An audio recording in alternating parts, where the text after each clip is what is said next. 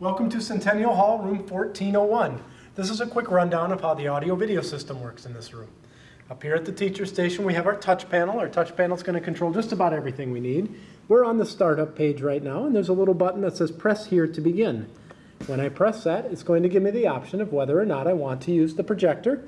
I'll go ahead and push yes, and when I do, it powers up the projector and it brings the screen down out of the ceiling. That whole process takes just over a minute. We'll get a wait screen on our touch panel there, and we'll know everything's ready to go when that wait screen changes. While we're waiting, we'll go ahead and talk about the lights. There are 5 light presets. They're on the right-hand side of the touch panel here. Lights all on. 2 lecture settings, one that uses the whiteboard lights and one that does not. A theater setting that will dim all the lights, and then a lights all off setting. Those 5 presets are also able to be accessed by the 5 buttons here. The 5 buttons correspond to those 5 presets. And then a master on-off on the doorway here. There's also a wireless microphone here in the room. If I pick it up and I go to the top of the unit, I can click it on. Once I click it on, then my voice will be reinforced throughout the speakers in the room. It sounds a little bit quiet to me, so I would want to increase the volume on this. And the way I would do that is, now that we are booted up, we can go to the bottom row of our main page here and hit the audio control button. Then I would go over to the wireless microphone and I can turn it up and turn it down, mute it, and when I have it set, I can go back to my main page. When I'm all done with the wireless microphone, I'm going to want to go ahead and click it off, because the battery will completely drain even if you're not using it if it's powered on. Okay, now that we're at our main screen here on our touch panel, we can talk about the source select row. Anything you want to send to the screen, you choose from the row at the top. Right now, PC is selected, so our PC is going to show up on the main screen in the front of the classroom for us. A quick note about the PC while we're checking it out there is that you'll have to log on to the PC individually when you come into the room. The username is going to be the first part of your UWL email address, and the password will be your UWL net ID. So that's how you'll log on to the computer when you come in. The next thing on our list here is our laptop selections. We have 2 different laptop connections. One is our traditional laptop, or the VGA, and one is a digital laptop with an HDMI connection.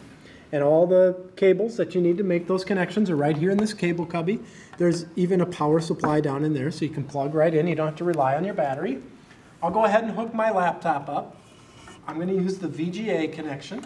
So I'll plug that right into the side of my laptop there. And then I'll take the audio cable, and I'm going to plug that into the headphone jack on my laptop. And then I'm all set. And I can come over to the touch panel, and I'll choose the laptop setting.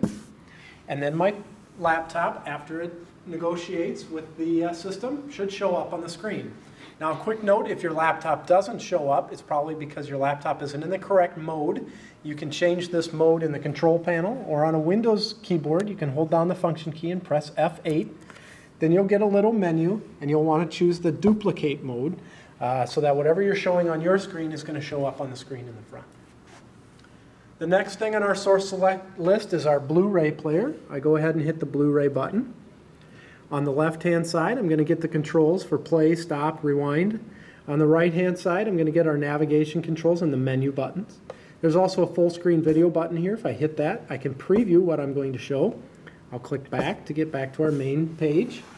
The Blu-ray is located in the teacher station here on the right-hand side. You can use the front panel controls as well. And I'll also note that you don't have to have a Blu-ray disc to play in the Blu-ray player. You can play your regular DVDs or your CDs or whatever you need. This is also probably a good time to mention the volume. The volume is controlled by the little wheel or the little knob at the bottom of the touch panel here. Turn it to the left and to the right to adjust your volume. And please note that the volume will only be heard for what is selected. So we have Blu-ray selected, so that's what would be heard over the speakers and what you would turn up and turn down. If you wanted to adjust the volume or hear the volume of the PC, you would have to select PC and then change the level of the volume. The next thing we'll talk about is the document camera. It's on the right-hand side of the teacher station here. I can power it up using the button in the back. When that green light stops blinking and becomes a solid green light, we'll know it's ready to go. Our advanced features are up here on the camera. I can zoom in and zoom out using the zoom wheel. I have an auto and a manual focus and some other advanced features here. When the document camera is ready to go, I hit the document camera button on the touch panel. It takes just a couple of seconds, like it does for all of our sources, for everything to negotiate. And when it does, anything I do on the document camera is going to show up on the screen for us.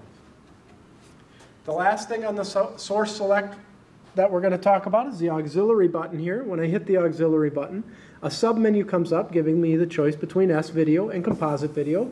Those connections are all located back in this cable cubby here. They share the audio, but there's the composite video input and the S-video input. And those would be used if you wanted to bring your iPod in, or if you wanted to bring in a video camera or something like that. You could go ahead and plug right in, choose the correct settings, and then whatever you have, your device, will show up on the screen for us.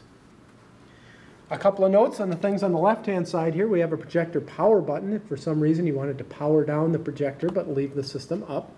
The video mute will just send a black screen or mute the video for the projector without powering anything down. You can definitely use that in conjunction with our screen up and screen down button. If you mute the video of the projector and then put the screen up, you can use the whiteboard without powering the system down. And then you can unmute the video and put the screen back down whenever you're ready to go.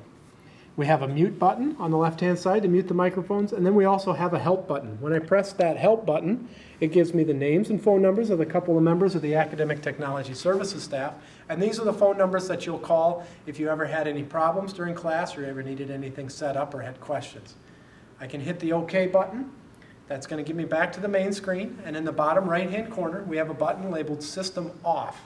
When I hit that System Off button, it gives me the choice of powering down the system. I'll go ahead and click yes, and what that's going to do is it's going to put the screen up for us. And it's going to power down the projector, and that's important so that we can save the life of the projector bulb.